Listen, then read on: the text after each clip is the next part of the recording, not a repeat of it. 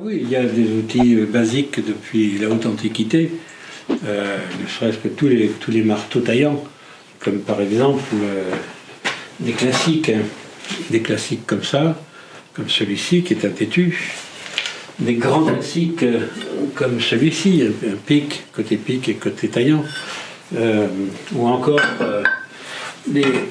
le peigne pour certaines pierres, pour les pierres de grès aussi, ou encore plus courant, ce sont les taillants droits.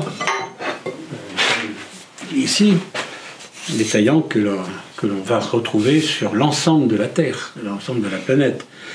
Et ça, très très loin dans l'histoire.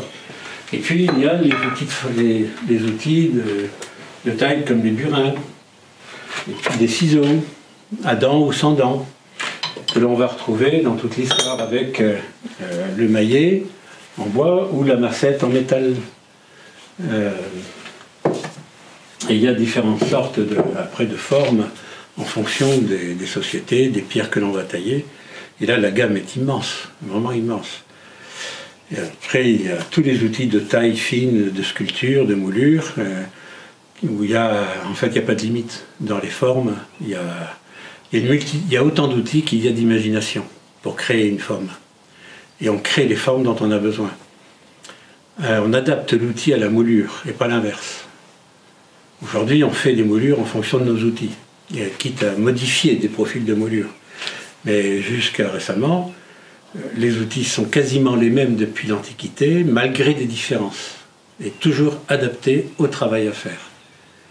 Et ça nous laisse une gamme assez fantastique. Ce sont des centaines et des centaines d'outils.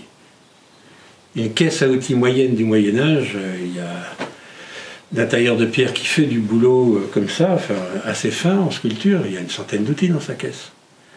Contrairement aux 3 ou 4 que l'on croit qu'ils avaient. Parce que pour faire une sculpture comme ça, on voit dans les miniatures, la sculpture est couchée, il a un taillant en train de faire des plis. Des plis, non, on ne prend pas un taillant pour faire des plis. Je ne sais pas, imaginez par exemple, que je prenne cet outil-là pour faire les plis qui sont ici. Ou ça, c'est pas concevable. Imaginez ici, là, vous me voyez tailler, faire ça comme ça, c'est pas possible. Ce n'est pas possible. Donc ils avaient des outils qui étaient très adaptés. Alors si au Moyen-Âge on a représenté les tailleurs de pierre comme ça, ou les sculpteurs comme ça, c'est simplement pour un effet de style. Et quand on analyse les miniatures médiévales, ils mettent l'accent sur la représentation de quelque chose de précis. Le tailleur de pierre, on ne le représente pas avec un petit ciseau à pousser ou avec un compas à tracer. C'est l'appareilleur qu'on va représenter avec un compas. Le tailleur de pierre, qu'est-ce qui signifie le plus un tailleur de pierre? C'est le taillant. Comme le charpentier, ça va être l'herminette. Et on va voir des charpentiers en train de faire de la moulure sur bois avec des herminettes qui ne passent pas dans la moulure. Mais ce qu'on veut dire, c'est que c'est un charpentier. Voilà. Et voilà, mais les outils, c'est évidemment très très important. Je vais vous montrer de Bigouane. Où est-il? Juste au ciel. Et voilà.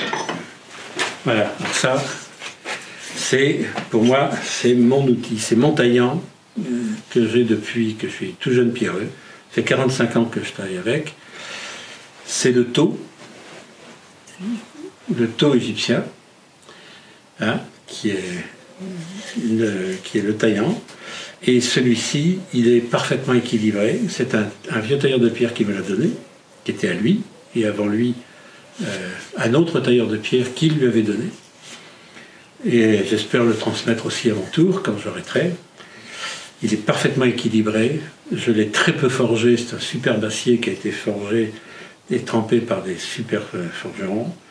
Et il est fin, il s'affûte très bien, il tient très bien, le fil tient très bien, il est parfait. Et très bien équilibré. Ça, vraiment, voilà, c'est le genre d'outil, ça, comme cette massette qui m'a été donnée par un ancien quand j'ai eu mon CAP, et qui est aussi une massette assez ancienne, avec la trace de son pouce, qui forcément a rencontré le mien, et le mien n'a jamais pu se décaler, et est toujours resté dans la trace de son pouce à lui, et a creusé avec le mien.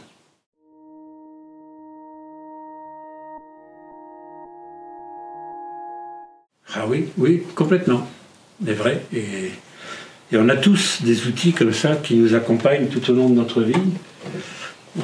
On a plein d'outils qu'on aime bien, mais il y en a toujours un ou deux qui sont vraiment là et qui représentent votre mémoire.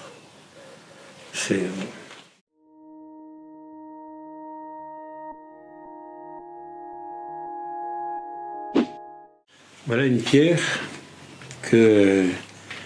qui vient de la Vienne, que je suis allé choisir en carrière, pas toujours, mais parfois je vais choisir mes pierres en carrière, et je choisis sur la qualité du son, qui est liée, la qualité de la pierre de taille est liée essentiellement au son.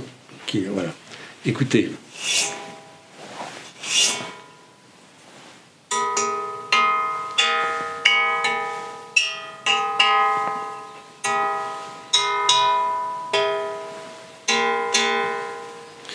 Quand on prend un bol, par exemple,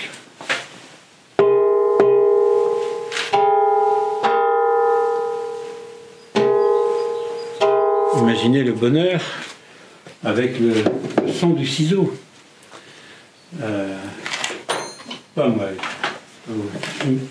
Tendez bien l'oreille.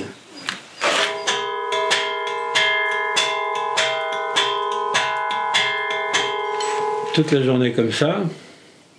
Et en plus, en fonction de l'outil, ça change, le son change. Un régal, un vrai bonheur. Une mélodie. Et toutes les pierres sonnent, toutes. Toutes, même l'immonde cireuil qui roule sous les ciseaux et qui n'est vraiment pas une pierre agréable, qui a un son très très mat, elle a quand même un son. Toutes les pierres, même dans le granit, on a des sons qui sont fabuleux. Voilà. C'est aussi ça, le métier de tailleur de pierre. Merci beaucoup.